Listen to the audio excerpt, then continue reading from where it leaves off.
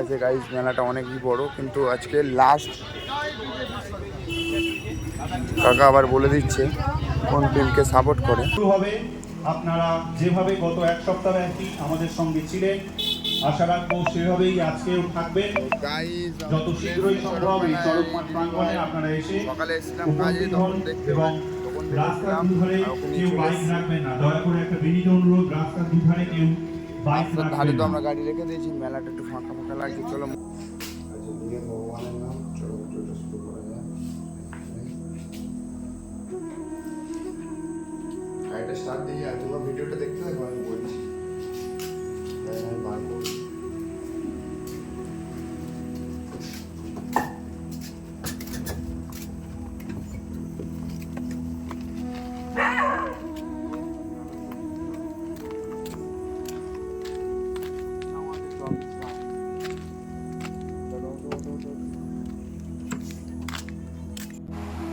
আজ তোমাদেরকে একটা ঘটনা বলতে শোনো।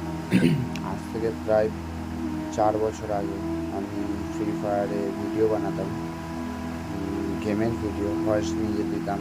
গেমের ভিডিও মোটামুটি 210টা মতো ভিডিও ছিল, 10টা বা 11টা হবে। চ্যানেলটা পরে তোমাদেরকে দেখাবো, সেটা খুঁজতে হবে। তো আমি যখন তারকেশ্বরে যাই, তখন আমরা রাতে যখন রেস্ট নিই, পাশে একটা মেয়ে বসেছিল। সেই মেয়েটা কী করে, মেয়েটা ফোনটা ব্যাগ কেটে চুরি করে নেয়।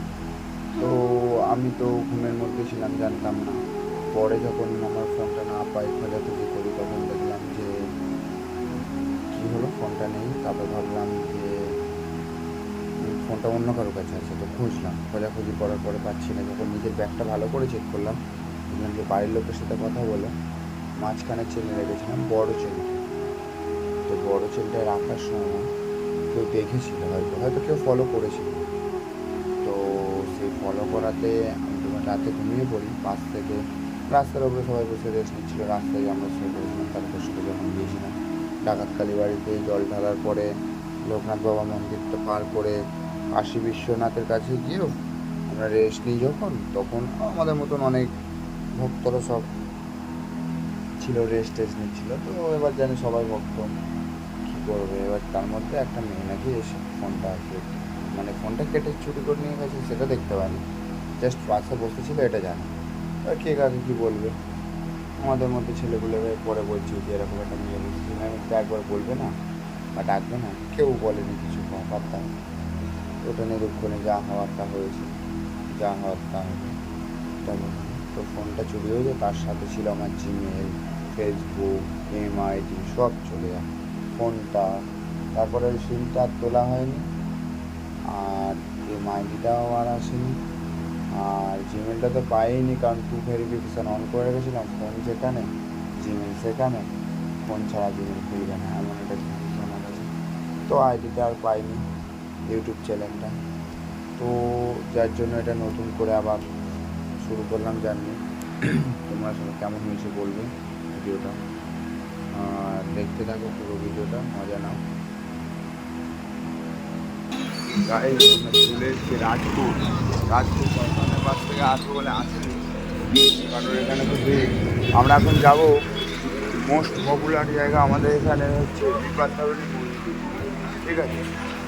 তো আমি যখন গাড়ি কিনেছিলাম, প্রথমে পুজো দেওয়া হয়নি সময় করে, একদিন আমি পুজো দিয়েছিলাম মন্দিরটা একটা সময় করে। আমি আর তোমার দিদিভাই যদি কোনো দিন আসে দিনের বেলা ব্লগ বানানোর জন্য, তাহলে তোমাদেরকে সম্পূর্ণ ভিডিওটা দেখতে হবে যে বিপাতরম মন্দিরটা কত বড় এরিয়া নিয়ে করা, কত জাগ্রত মন্দির, মানে স্বয়ং মা আছে। চলো সামনেই আছে, দেখাচ্ছি, ভিডিওটার মধ্যে থাকো।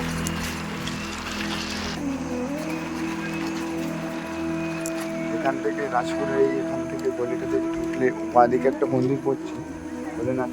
ডান দিকে আসলে বিপাতরণী মন্দির, খুব জাগ্রত মন্দির। অনেকে এসছো তোমরা হয়তো, এখন জাস্ট বাইরে থেকে আমি দেখাচ্ছি।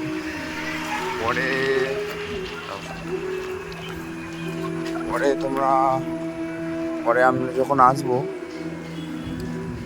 এটা বিপত্তারিণী চণ্ডীবাড়ি, বড় গেট।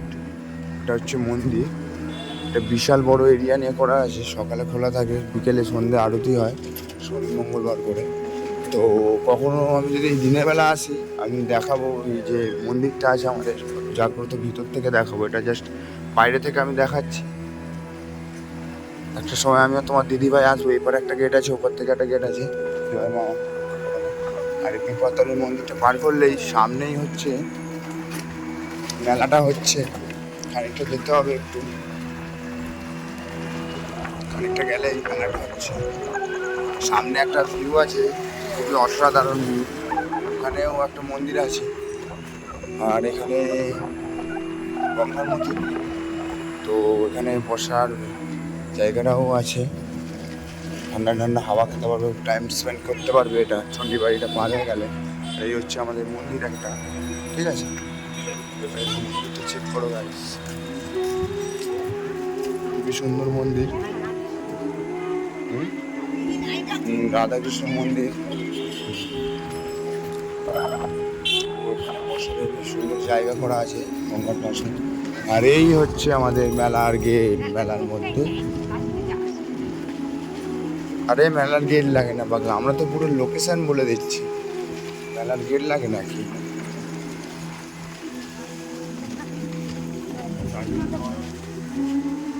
গাইস আমরা চলে এসেছি মেলার কাছাকাছি, আর আমার মুখটা দেখাতে পারছি না কারণ অন্ধকার রাস্তায় কি মুখ দেখাবো, কারণ মুখে দেখাচ্ছে না, রাস্তা দেখাচ্ছি। রাস্তার এই হাল, সামনে বোর্ড,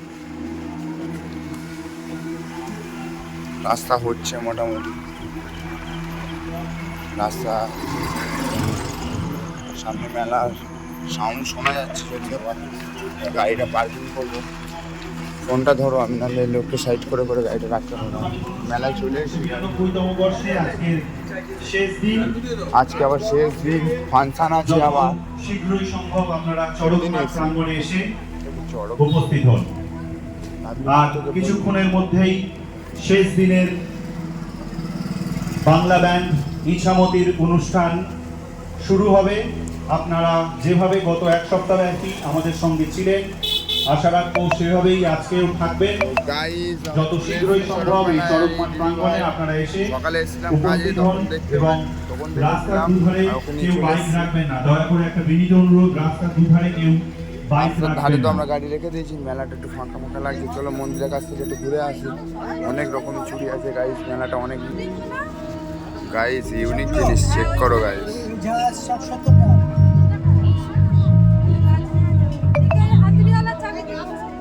বেশ ভালো না?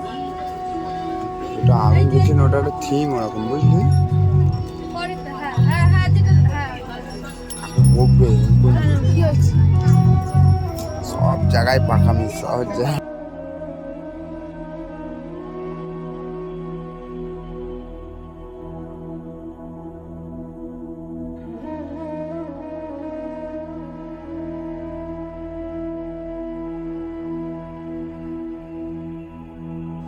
তো গাইজ ভিডিওটা অনেক লং হয়ে যাচ্ছিলো বলে ভিডিওটা ওখানেই শেষ করে দিয়েছি। মেলাটা তেমন বেশ ছিল না, ফাংশন হয়েছে, পরে হয়তো ভিড় হলে হতে পারে। পরে অনেক সিনই বাদ দিয়ে দিয়েছি। আর নেক্সট ভিডিও আসছে আমাদের রাজপুরে বিপত্তারণী মন্দির ব্লগের ভিডিও। তো সবাই লাইক কমেন্ট করে দিও, আর ভিডিওটা কেমন হয়েছে একটু বলো।